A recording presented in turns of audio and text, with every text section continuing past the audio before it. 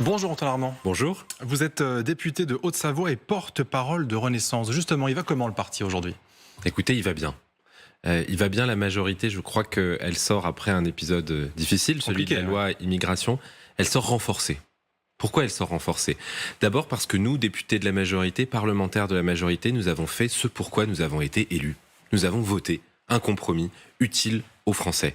4000 étrangers de plus qu'on peut expulser, qui étaient des délinquants dangereux pour le territoire, des régularisations pour ceux qui bossent, pour ceux qui triment, qui contribuent à l'effort national. Et puis elle sort renforcée pour une autre raison qui me paraît absolument fondamentale, qui n'est pas le cas, je crois, malheureusement, dans toutes les formations politiques, c'est que nous avons en notre sein de la démocratie interne. Oui, nous avons discuté sous la houlette du président de groupe Sylvain Maillard. Il y a eu des discussions, il y a eu des doutes, il y a eu des réticences, et puis nous avons fait bloc et nous avons voté ce compromis. Et puis elle sort renforcée pour une dernière raison qui me paraît également indispensable, c'est que nous n'avons pas cédé.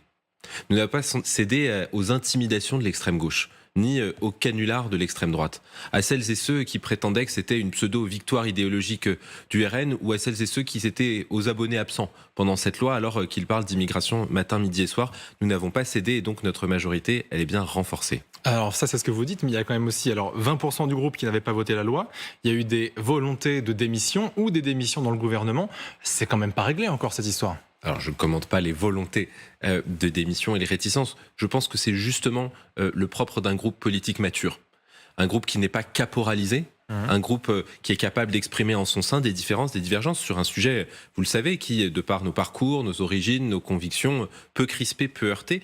Et quel est le résultat au fond? Nous votons largement un texte qui est largement soutenu par les Français. Vous l'avez rappelé ces derniers jours, plus de 70% des Français qui soutiennent ce texte, qui soutiennent ces mesures. Voilà le résultat pour une majorité qui, recomposée, unie, peut aller de l'avant en 2024. Justement, qu'est-ce que vous répondez à ceux qui vous disent que pour avoir des mesures à 70% plébiscitées, il vous faut aller piocher du côté du RN? Mais c'est pas le cas. Ce texte, il a été largement adopté. Si le RN n'avait pas pris part au vote, il aurait aussi été adopté. Mais avec des idées du RN? Pas du tout. Les idées du RN, c'est de faire payer aux élèves étrangers l'école, c'est de les priver de l'emploi et de faire de la priorité, de la préférence nationale. Ici, ce n'est pas ce que nous avons fait. Et que s'est-il passé au fond ? Ce qui s'est passé, c'est que le lundi à 16h, après des semaines d'inconstance, le Rassemblement national, voyant que la loi serait populaire, a tenté de se raccrocher au dernier wagon. Et puis de l'autre côté, la gauche, aux abonnés absents, l'extrême gauche, aux abonnés absents depuis des semaines, sur un sujet qui devrait être sa priorité, l'intégration, la sécurité, l'immigration, s'est dit, oula, on va m'accuser de n'avoir rien fait, donc je vais dire que c'était volontaire. La vérité, c'est que ces gens ont été totalement irresponsables et que c'est pas l'attente des Français. Alors, les relations avec LR, elles sont comment? Parce qu'on voit bien qu'avec le RN, forcément, ça a été plus que compliqué. À la fois, il y a une espèce de porosité, on peut le comprendre, qui n'a pas été bien perçue de la part de certains élus. Mais avec les LR, comment ça se passe? Parce qu'à une époque, c'était quand même un allié, notamment pour certaines lois, on pense notamment au budget. Maintenant, on sait que ça a été plus compliqué depuis la fameuse motion de rejet. Comment ça se passe avec eux? Nous ne dévions pas du cap qui a été fixé par la Première ministre, par la chef de la majorité, qui est de construire une majorité texte par texte. Je vous donne plusieurs exemples. Lorsque nous faisons adopter la plus grande loi de relance du nucléaire, via des procédures simplifiées, nous l'adoptons avec une partie de la droite. Lorsque nous conditionnons l'obtention du RSA, le bénéfice du RSA, à un certain nombre d'heures d'accompagnement, nous le faisons avec une partie de la droite. Ici, sur l'immigration, nous trouvons un compromis avec une partie de la droite. Qu'est-ce que ça veut dire? Ça veut dire que nous sommes toujours prêts à travailler avec ceux qui veulent avancer. Ceux qui veulent bloquer, ceux qui veulent faire de l'obstruction, ils ne sont pas responsables. Pourquoi? Quand nous avons été élus, moi j'ai été élu en juin 2022. Vous pensez à la gauche, on disait ça? En partie, mais nous avons aussi voté certains textes avec l'appui de la gauche. Mais quand nous avons été élus en juin 2022 avec cette nouvelle Assemblée nationale assez inédite, finalement, dans le paysage politique français, les Français nous ont dit une chose: bosser ensemble, travailler ensemble, trouver des compromis, c'est ça que nous faisons. Est-ce qu'il est préférable aujourd'hui de pencher plutôt du côté de LR ou de pencher carrément du côté du RN? Parce qu'on voit bien que quand même, encore une fois, cette porosité, elle est là, les Français le sentent bien. Il y a une espèce de montée, évidemment, du RN depuis longtemps, et ça, visiblement, on l'a bien compris à Renaissance, on essaye de surfer un peu dessus, non? Pas du tout. Ce que nous essayons de faire, c'est de résoudre les problèmes que le Rassemblement national souligne sans aucunement vouloir les régler. Mais ça veut dire que le RN peut avoir raison d'une certaine partie. Mais attendez, personne ne dit que le RN ne pointe pas des problèmes qui existent. Au contraire, c'est parce que pendant des décennies, on a fait comme si, parce que le RN en parlait, c'était pas des vrais problèmes, qu'on a mis la poussière sous le tapis. Nous sortons la poussière du tapis et nous réglons les problèmes. Je vous donne un seul exemple au niveau européen. Nous avons trouvé un accord sur le pacte asile et migration qui vise une chose, sécuriser nos frontières européennes. Le RN s'y oppose. Pourquoi ? Probablement parce que ce serait régler une partie des problèmes et que ça ferait baisser la boutique électoraliste de Jordan Bardella et Marine Le Pen. Est-ce que Elisabeth Borne, elle sera toujours là à la rentrée ? Elle y tient, elle est fatiguée, ça on l'a dit, elle l'a dit elle-même. Est-ce qu'elle y sera ? Écoutez, c'est le choix du président de la République. Il a dit la semaine dernière qu'il fixerait dans les prochains jours un nouveau cap pour ça veut dire remaniement, avec des lois extrêmement importantes sur l'énergie, sur le logement, sur l'agriculture. Est-ce que ce nouveau cap s'accompagnera d'une nouvelle équipe ? Je vous le demande. Constitutionnellement et institutionnellement, le choix du président de la République. Pas d'indice à ce sujet. C'est le choix du président de la République. Ce que je peux vous dire, c'est que derrière le gouvernement, il y aura une majorité soudée et efficace. En 2024, il y a aussi les européennes, ça approche à grands pas, je ne vais pas vous l'apprendre. Il est prêt, Stéphane Séjourné, à être tête de liste ? Je vais vous dire, le parti Renaissance, pour parler et pour agir en européen, il est toujours prêt. Parce que c'est notre ADN. Les militants, les adhérents Renaissance de Haute-Savoie, je suis député de Haute-Savoie, à l'ensemble du pays, pensent en européen. Pourquoi ? Parce que depuis le discours de la Sorbonne du président de la République Emmanuel Macron, nous sommes en train de construire une Europe qui protège. Pas une Europe administrative, pas une Europe supranationale qui n'aurait que pour but de gommer les souverainetés nationales. Au contraire, une Europe qui nous protège. Le dumping environnemental anti-chinois, on s'en protège grâce à la taxe carbone aux frontières. L'Inflation Reduction Act, on s'en protège grâce au plan de relance européen. L'Europe de la santé, elle se construit avec l'Europe à la faveur des crises. C'est ça qu'il faut expliquer à nos concitoyens. C'est ça qui compte aujourd'hui. Et qui va l'expliquer du coup, Stéphane Séjourné ?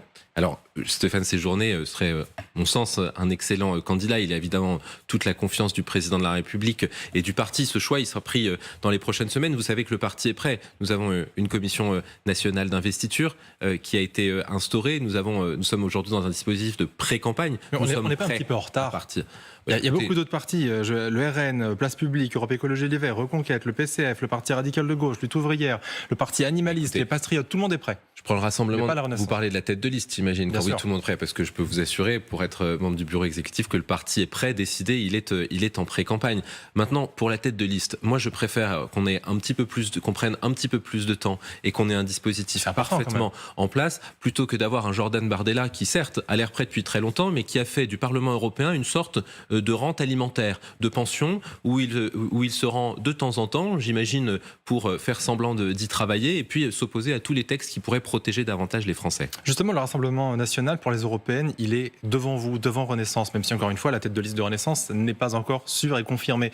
Et l'écart se creuse, ça vous inquiète ? Je vais vous dire quelque chose. Je crois profondément et malheureusement qu'en politique et dans le débat public en général, les idées fausses et simples circulent beaucoup plus vite que les idées justes et complexes. Et donc c'est notre boulot là. Notre boulot entre maintenant et les élections européennes, qui je le rappelle se tiendront en juin 2024, c'est expliquer l'Europe de la santé, expliquer l'Europe de la défense, expliquer pourquoi en faisant un plan de relance européen, on a financé la moitié du plan de relance français, expliquer que la taxe carbone aux frontières, c'est de la protection de nos industries, de nos consommateurs, de nos entreprises. C'est ça le travail. Est-ce que vous avez assez de temps pour le faire ? C'est ça justement que je dis, c'est qu'en juin ça va venir vite et que comme on n'a toujours pas de tête de liste, il faut commencer à y penser un peu plus. Si la tâche est dure, il faut s'y mettre maintenant. Mais on a commencé à s'y mettre. Publiquement, pas forcément. On a commencé à s'y en mettre interne, sans doute. À Annecy, à Paris, à Strasbourg, à Lyon, partout. Si vous vous promenez sur les marchés, vous verrez des adhérents Renaissance qui viendront expliquer le projet. Et nous le ferons avec beaucoup d'humilité, bien sûr, mais avec beaucoup d'honnêteté, pour parler d'Europe. Parce que, au fond, et vous l'avez très bien dit, que se passe-t-il ? Certaines de nos oppositions les plus systématiques, les plus caricaturales, comme le Rassemblement national, veulent tout sauf parler d'Europe. Elles veulent parler d'Emmanuel Macron, elles veulent parler de Jordan Bardella, elles veulent parler de la situation nationale. Notre travail chez Renaissance, d'ici juin, c'est de ne pas se laisser voler le débat européen. Mais justement, on compare beaucoup ce débat européen au mid-term, c'est-à-dire qu'en fait, ça pourra définir ensuite la politique qu'il faudra adopter du point de vue de l'exécutif. Donc, c'est-à-dire qu'en fait, si le RN passe, il va falloir s'attendre à davantage de lois comme celle de l'immigration, c'est-à-dire orientées vers le RN.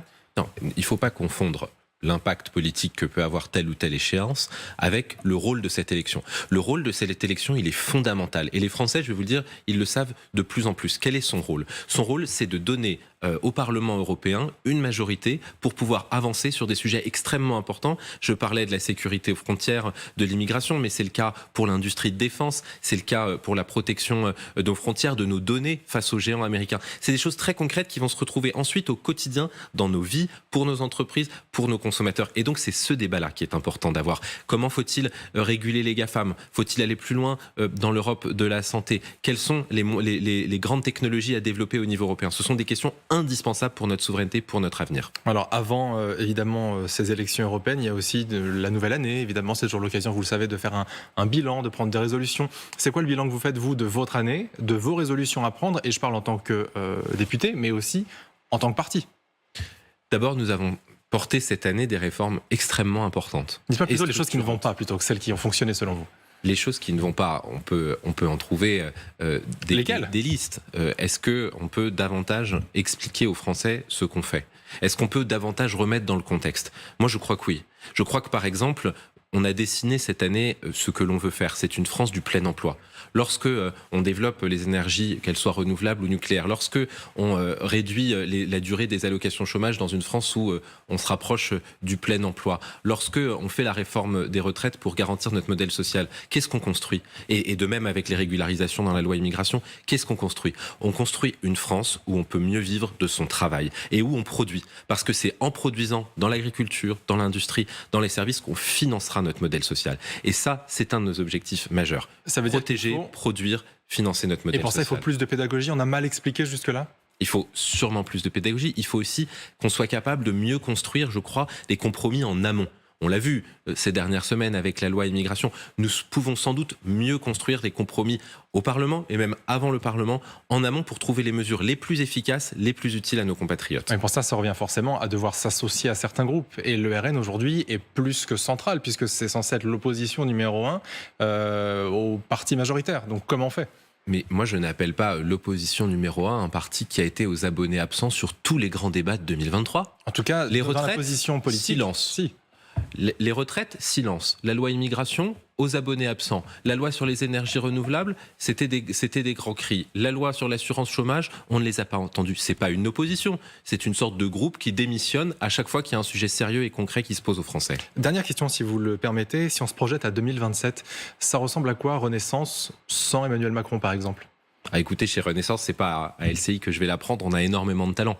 On a des personnalités politiques, des ministres, des parlementaires Vous pensez à qui en particulier? Qui sont extrêmement talentueux. Vous connaissez les ministres qui ont le poids politique que l'on connaît dans le gouvernement, les parlementaires qui tiennent notre groupe. Je pense que la question qui va se poser et qui se pose aujourd'hui, c'est comment continuer à avoir des résultats. Pourquoi? Parce que ce sont les résultats qui seront l'antidote aux extrêmes. C'est une réponse typiquement politique. Pardon, mais c'est ce qu'attendent les Français. C'est-à-dire, ce qu'attendent les Français, c'est pas qu'on leur dise demain qui sera le candidat à l'élection présidentielle. Ils ont aussi besoin d'une incarnation. Mais ils l'auront, l'incarnation, je vous rassure. Vous pensez à qui? Mais écoutez, il y a du monde qui est à la fois prêt et qui pourrait être candidat. Mais la question qui se pose, c'est comment on relève le défi de l'éducation. Comment on retrouve de la sécurité à nos frontières nationales et européennes. Et je vais vous dire, quand on pose cette question-là, les Français, ils vous disent pas ce serait plutôt un tel ou un tel. Ils vous disent pas ça c'est trop à droite ou ça c'est trop à gauche. Ils vous demandent d'agir, d'obtenir des résultats. Merci beaucoup Antoine Armand d'avoir été notre invité politique aujourd'hui dans un